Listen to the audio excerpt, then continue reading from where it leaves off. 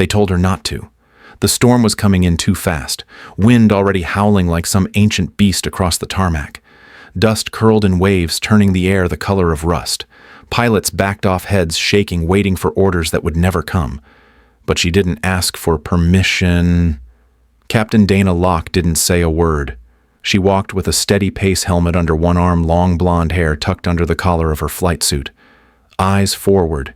She didn't flinch when the wind slapped her face, or when the gusts screamed across the base. No one followed. No one dared. The rotors of the Black Hawk began to spin like they knew her touch.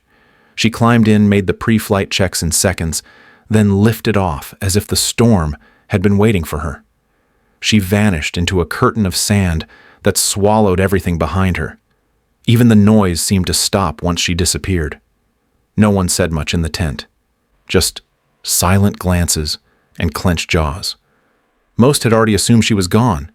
Too old, too proud, too alone to make it back. But 36 minutes later, just as a few started to turn away, they heard it. A single hum, then the blades slicing through the chaos like a heartbeat. She returned. The Black Hawk dropped out of the smoke, scarred and dented, but flying level. 3 soldiers stepped out onto the tarmac, limping, bleeding, alive. Dana stepped down last, helmet still in hand. No words, just the wind still swirling around her like it was the only one that understood. Dana Locke didn't like attention. She had the kind of presence that made rooms quieter without trying. People noticed her only when they had to. She wasn't the kind who told stories at the bar or smiled too much at meetings. She was there, and for most, that was enough.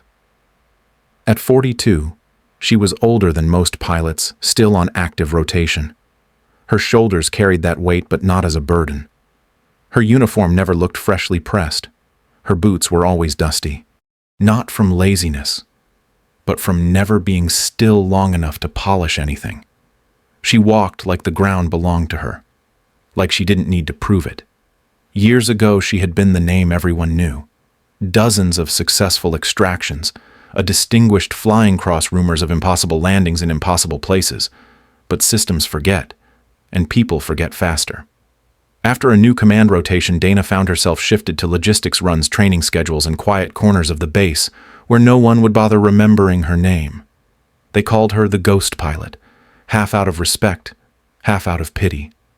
Some whispered she was hard to manage, too direct, too quiet, too unwilling to play politics. Others just assumed she was aging out. She never argued, never explained. She just flew what they gave her and landed smoother than anyone else. Her quarters were sparse, a metal frame bed, one photo of her old unit, and a logbook she never let out of her sight. She still read flight manuals for fun, still ran drills like they mattered. And when younger pilots joked about how she didn't have much to say, she didn't correct them, because she had already said everything worth saying years ago.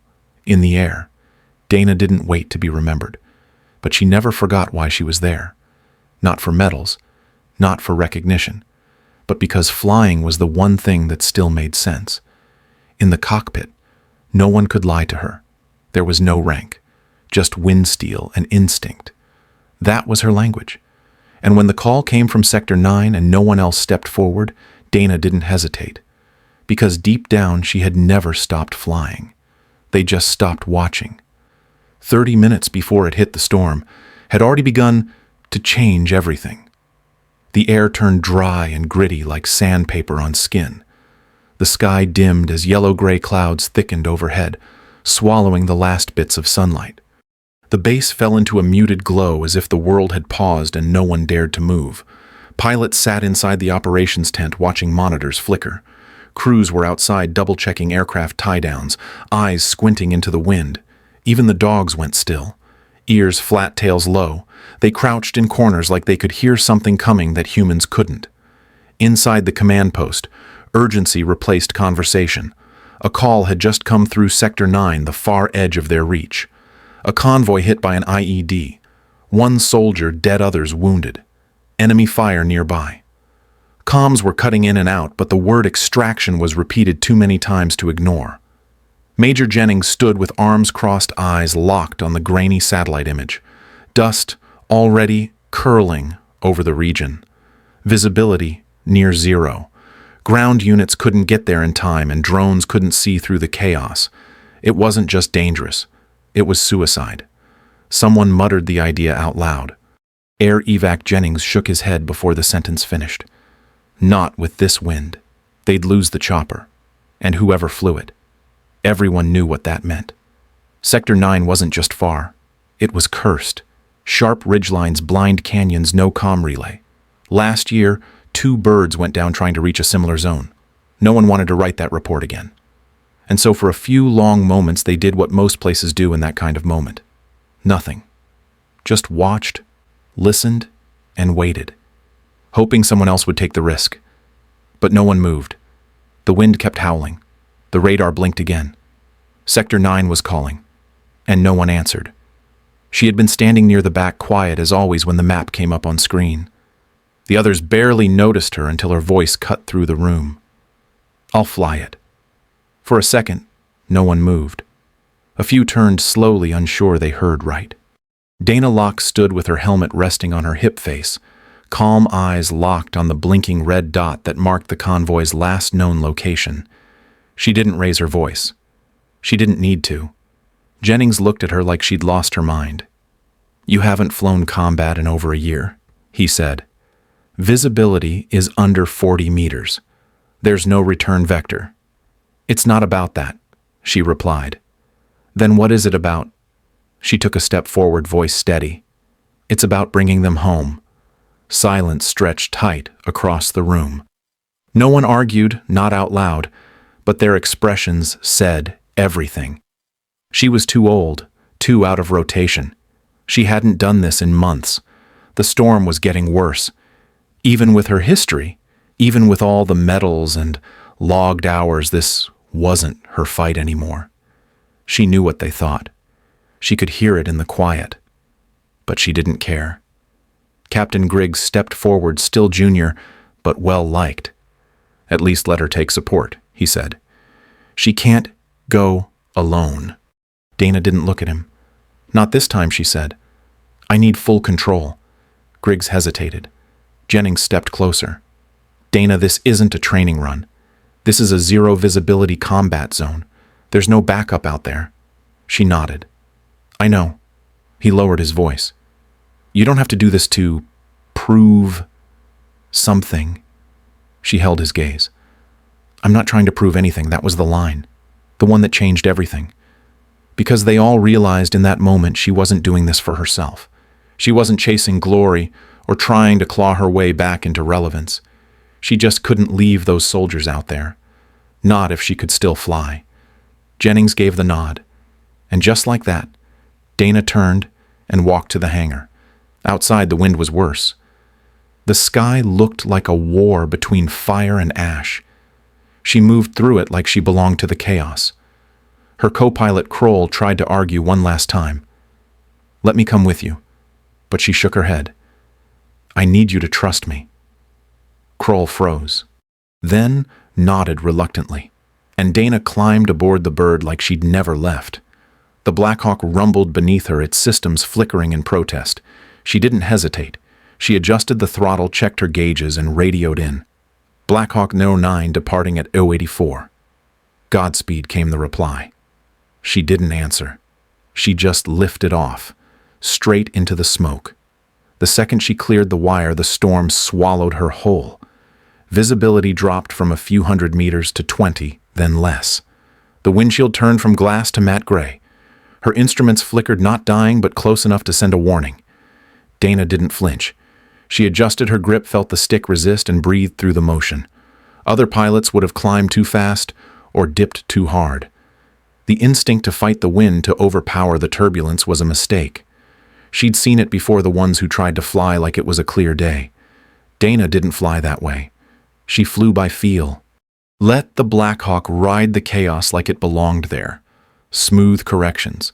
Subtle adjustments. The helicopter responded like it remembered her hands. She turned southwest toward the cliffs, keeping low. Beneath the worst of the storm, the ridgelines gave her just enough visual reference to stay in control. She knew this terrain not from maps, but from memory.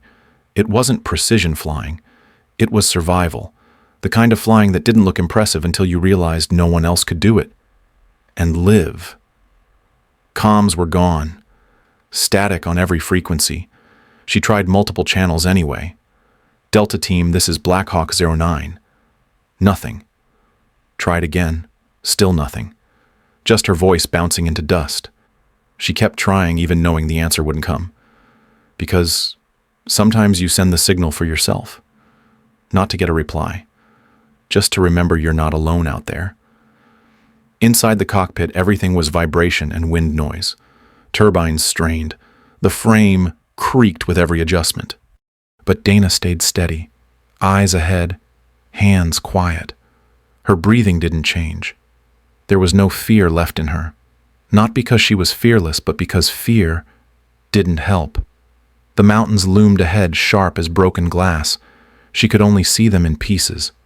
Black edges emerging for a second, then vanishing again. She traced the canyons by instinct, flying through corridors she couldn't see.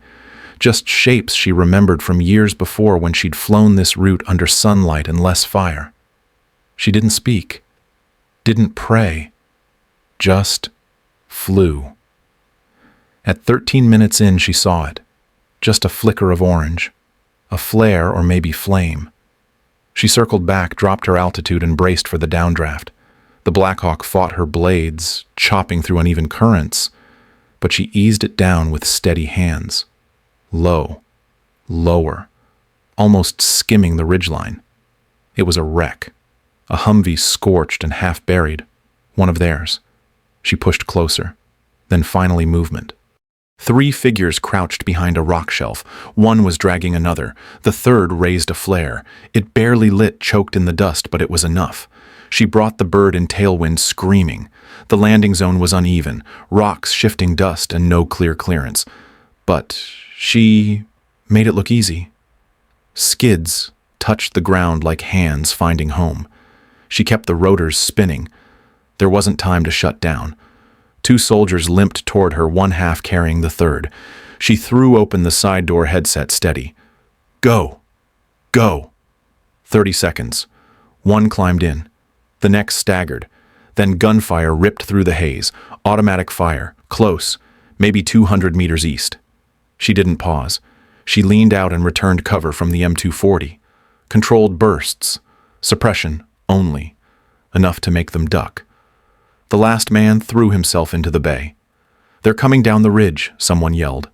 Dana was already lifting. The Black Hawk pulled up in a tight arc. Dust swirled like a storm inside a storm. Rounds pinged. The metal cracked the side armor. She banked left, then west, then up, climbing through the chaos. Only then did she speak into the comms again. Black Hawk 09. 3 on board, 2 wounded, evac complete. Still static. But it didn't matter. She had them. They were alive. Now, all she had to do was get them home. The Black Hawk climbed fast, but the storm didn't let go. Wind slammed against the frame, shaking the bird like it wanted her back. Dana adjusted power settings, her left hand gripping the stick tighter now. She banked west, cutting through a narrow pass in the ridge where she knew the winds might ease just a little. Every second counted. Every second felt like 10.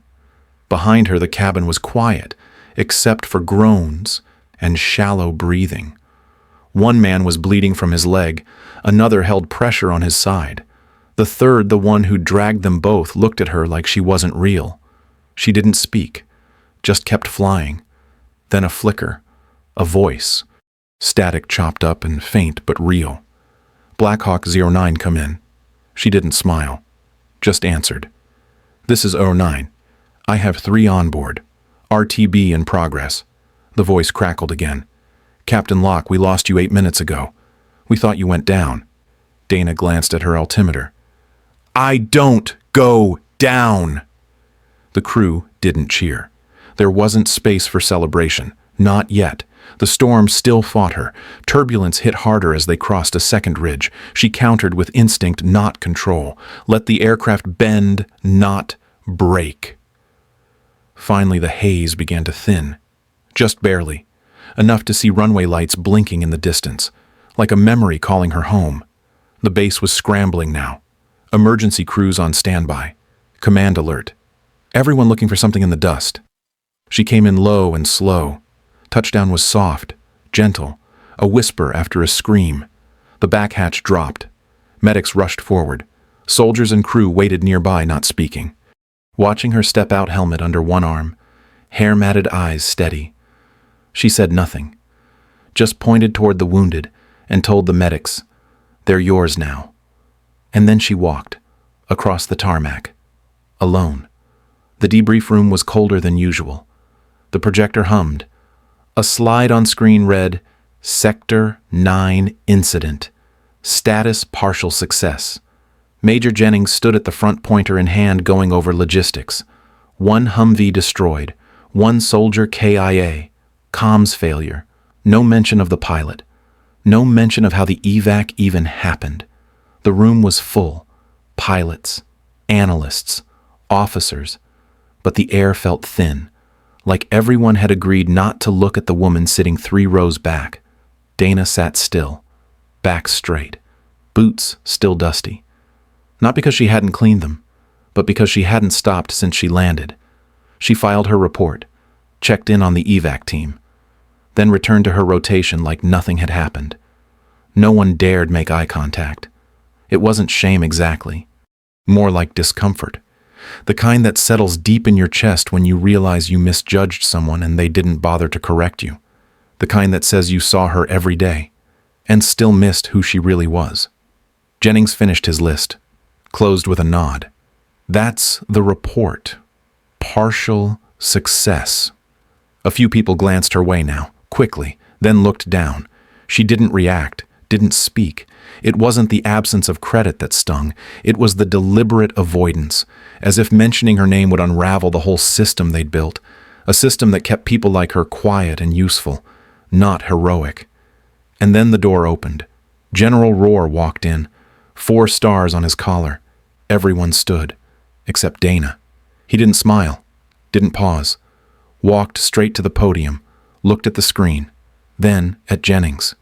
"You called this a partial success." Jennings hesitated. "Yes, sir. 1 vehicle destroyed, 1 KIA, 1 evac bird." The general nodded once. "Crew single pilot, sir." "And who flew it?" Silence. The general turned eyes sweeping the room. Then they settled on Dana. "You flew blind into a combat storm with no escort and no telemetry. You returned with 3 lives." She didn't reply. He stepped down, walked to her, reached into his coat, pulled out a silver ribbon. Not standard issue. It was his. "Had this on my chest the day we took Fallujah. Yours now." He pinned it on her flight suit, over dust, over grit, over silence. No one clapped, no one spoke. But every person in that room felt something shift. Not pride, not awe, shame. The general didn't linger after pinning the ribbon. He stepped back, gave her a sharp salute, and turned to face the rest of the room. His voice rose not in anger but in clarity. This command thought she was too old for combat. You put her on drone assessments while others couldn't even find Sector 9 with a map and flashlight. No one moved. A few shifted in their seats, but no one answered. He turned to Jennings. With respect, Captain Locke should never have needed to prove anything. But she did. And now you don't get to ignore that. Then he walked out. No farewell. No summary. Just the sound of boots on tile retreating down the hallway. The room stayed silent long after he left. Dana didn't look around. Didn't scan for reactions. She stayed seated, hands in her lap, eyes steady on the front of the room. She didn't need applause. What she earned couldn't be measured in sound. When she finally stood, the room made space for her. Not with ceremony, with silence. People moved instinctively, clearing a path. Officers who used to glance past her now avoided her eyes, not out of disrespect, but because they knew they'd misread her completely. As she stepped into the hallway, they were waiting. The hangar crew, younger pilots, medics, all lined up without being told. Some nodded. Some stayed frozen. She didn't speak, just walked through them. One voice, low but clear, said, "I want to fly like her one day." Another whispered, "She brought that bird home through hell." And faintly somewhere toward the back, a phrase passed from one person to the next. "Locks back." The base shifted after that. No announcements were made. No memos. But things changed. Salutes came quicker when she passed. Orders stopped, including let the younger ones take it. And pilots who once avoided her now lingered just long enough to ask quiet questions, listen carefully, to short answers then nod, like they'd heard something worth carrying. Dana didn't start talking more. She didn't need to. She still showed up early, still ran checks by herself, still flew without fanfare. But the maintenance crew now inspected her Black Hawk first. Not because they had to, because they wanted to.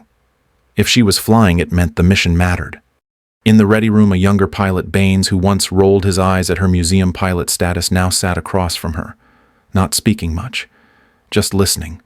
When she gave advice, he didn't interrupt, didn't defend, just took it in. She didn't need him to say he was wrong. His silence said enough. The evac team she pulled from Sector 9 sent her a patch, homemade, just a rough stitch of a hawk flying through smoke.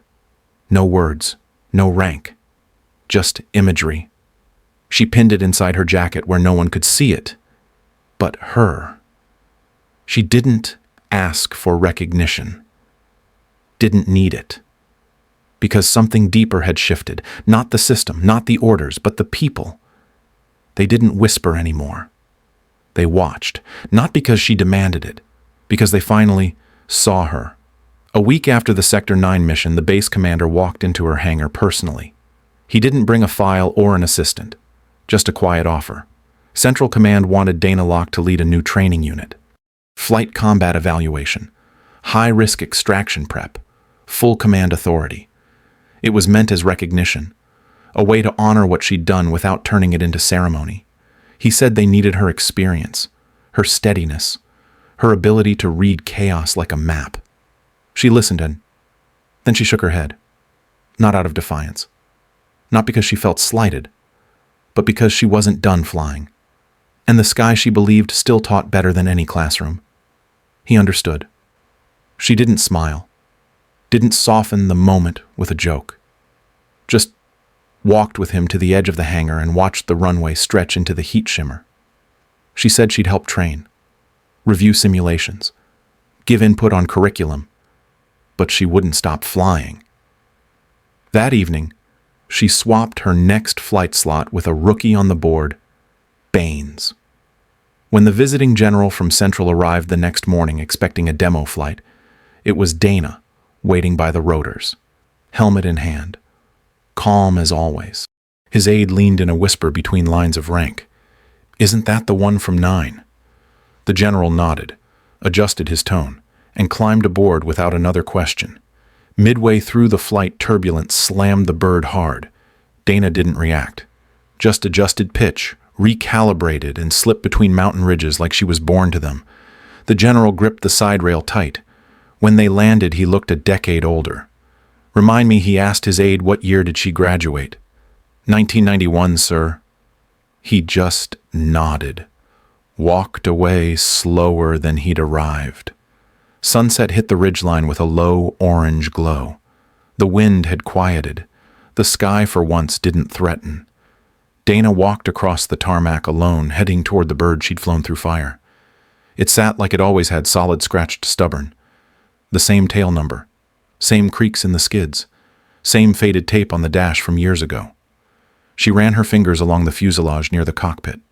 Someone had stenciled a phrase there, small and clean. Still flying. She didn't smile, but she exhaled. Deep. Easy. The kind of breath you only take when you've made it through something no one expected you to survive.